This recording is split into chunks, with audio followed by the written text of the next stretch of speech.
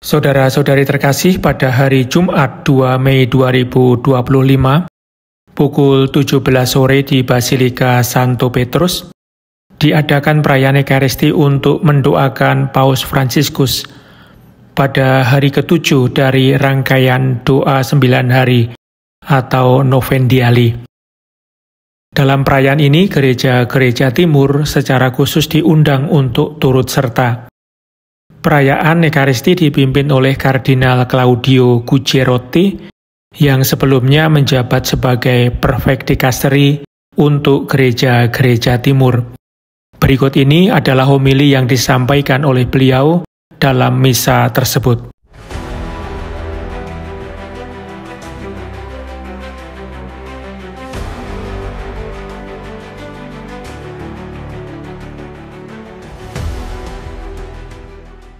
Yang mulia para kardinal, saudara-saudari sekalian, beberapa hari yang lalu kita telah berdoa di hadapan jenazah Bapa Suci kita, Paus Fransiskus.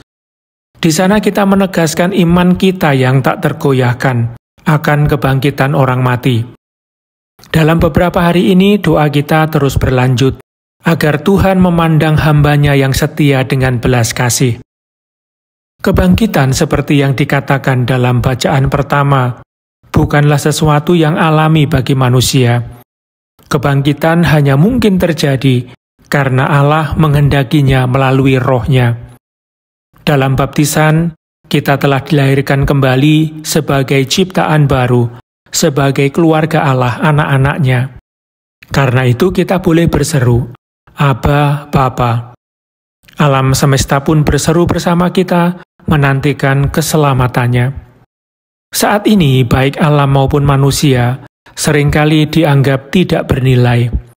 Namun di antara kita ada para kardinal dari Afrika yang masih merasakan betapa berharganya kehidupan yang baru lahir, sebuah nilai yang luar biasa bagi bangsa mereka. Penciptaan juga menjadi rekan perjalanan kita, memohon kepada manusia agar dijaga dan disembuhkan. Ini adalah tema yang sangat dekat di hati Paus Fransiskus. Kita mendengar seruan dari alam, dan di dalamnya jeritan manusia yang diciptakan untuk kemuliaan, tujuan utama dari seluruh ciptaan. Dunia ini penuh kebencian, yang muncul karena hilangnya penghargaan terhadap kehidupan. Padahal bagi kita orang Kristen, hidup adalah bagian dari keluarga Allah, bahkan sampai menjadi satu tubuh dan darah dengan Kristus yang kita rayakan dalam Ekaristi. Manusia yang menderita seringkali tak mampu berdoa atau berseru kepada Allah. Tetapi seperti kata Santo Paulus, Roh Kudus berdoa di dalam diri kita dengan keluhan yang tak terucapkan. Inilah pemahaman yang sangat berharga dalam tradisi Kristen Timur, yang melihat ketidakmampuan untuk menyatakan Allah sebagai bentuk tertinggi dari penghayatan iman. Allah tidak bisa dipahami, hanya bisa disembah. Kita sering merasa seolah-olah sudah memahami Tuhan sepenuhnya, padahal kita hanyalah peziarah yang diberi sabda Yesus Kristus dan disucikan oleh Roh Kudus agar menjadi manusia rohani. Di timur, pembimbing rohani disebut sebagai bapa atau ibu rohani, bukan sekedar pembimbing. Kita di barat juga pernah memakai istilah ini, dan itu sangat berarti. Dalam Ekaristi ini, kita ingin bersatu, meski dengan segala kelemahan kita, dalam keluhan Roh Kudus yang memohon kepada Tuhan atas nama kita, keluhan yang tak mampu kita ucapkan karena terlalu sibuk dan tak sempat merenung. Santo Agustinus mengajak kita untuk masuk ke dalam diri kita sendiri, sebab di sanalah kebenaran sejati berdiam. Jangan keluar, masuklah ke dalam dirimu sendiri. Dalam batin manusia, kebenaran tinggal. Yesus bersabda, siapa mencintai hidupnya akan kehilangannya, dan siapa membenci hidupnya akan menemukannya. Ini adalah ciri khas orang Kristen, mengikuti Kristus yang disalibkan, yang menyelamatkan dunia bukan lewat kekuasaan, tetapi lewat penderitaan.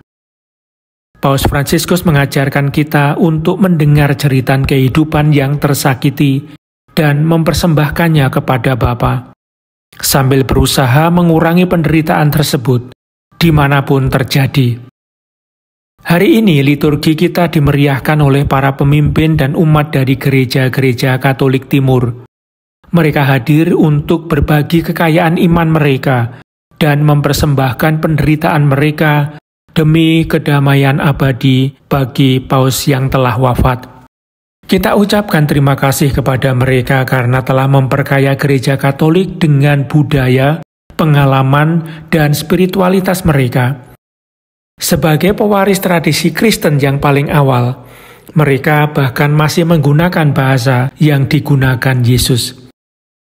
Meski sejarah mereka penuh suka dan duka, mereka telah memperkaya teologi Kristen dengan pemahaman yang orisinal dan seringkali belum sepenuhnya dipahami di Barat. Dulu, gereja-gereja Katolik Timur menyatakan kesatuan dengan tahta suci dan sering membayar mahal untuk iman mereka, bahkan dengan darah. Meski kini jumlah mereka menyusut karena perang dan penganiayaan, iman mereka tetap teguh. Mereka menunjukkan bahwa menjadi Katolik bukan berarti seragam, tetapi menghargai keunikan setiap tradisi. Kadangkala kita di Barat salah memahami mereka, bahkan sempat menganggap iman mereka tidak murni. Sementara saudara-saudari Ortodoks, mereka merasa kehilangan karena mereka dianggap telah meninggalkan akar budaya dan liturgi yang sama. Paus Fransiskus yang sangat mencintai keberagaman, pasti bergembira melihat kita bersatu hari ini dalam doa untuk dirinya. Mari kita terus membantu saudara-saudari kita yang harus meninggalkan tanah asal demi keselamatan, agar mereka tetap dapat mempertahankan kekayaan iman mereka di negeri-negeri baru. Bagi umat Kristen Timur, misteri iman selalu dipahami sebagai paradoks. Di satu sisi dosa dan kemiskinan kita, di sisi lain kasih dan kerahiman Allah yang membawa kita dekat padanya.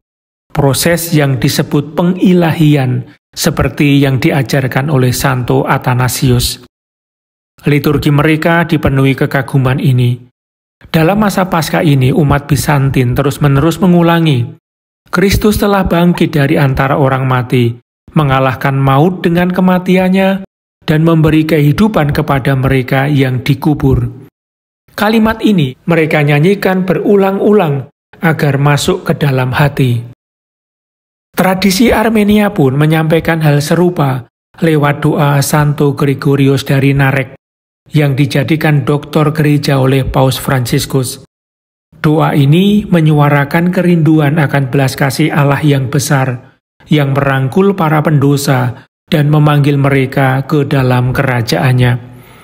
Inilah contoh betapa dalamnya spiritualitas Timur.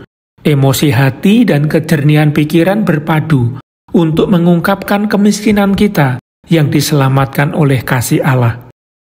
Saudara-saudara kardinal yang terkasih, sementara kita mendekati masa untuk memilih paus yang baru, marilah kita ucapkan bersama doa Roh Kudus yang ditulis oleh Santo Simeon, sang teolog baru, seorang bapa rohani Timur. Datanglah cahaya sejati, datanglah hidup kekal, datanglah misteri tersembunyi, datanglah harta tak bernama, datanglah kebahagiaan tanpa akhir, datanglah. Satu-satunya yang aku rindukan, agar dengan melihatmu aku hidup, dengan memilikimu aku menjadi kaya lebih dari para raja. Karena engkaulah segala kebaikan, kemuliaan, dan kebahagiaan.